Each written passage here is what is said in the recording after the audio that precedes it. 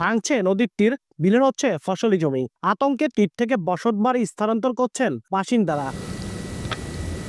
শুষ্ক মৌসুমেও ভাঙন শুরু হয়েছে বগুড়া সারেকান্দি উপজেলার কাজলা ইউনিয়নের 2 কিলোমিটার এলাকা জুড়ে। এরই মধ্যে বিলীন হয়েছে বেশ কিছু বাড়িঘর ও 150 বিঘা ফসলি জমি। হুমকিতে আছে অন্তত 350 বাড়িঘর।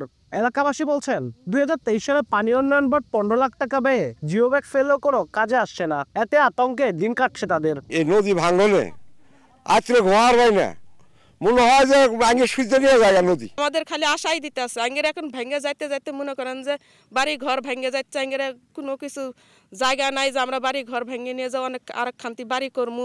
দক্ষিণ থেকে মনে করেন যে বান দিছে, উত্তর থেকেও বান দেওয়াচ্ছে, কিন্তু আমাদের এই মাঝখানে আমরা অসহায়। এদিকে মনে করেন যে কেউই বান্ধে না।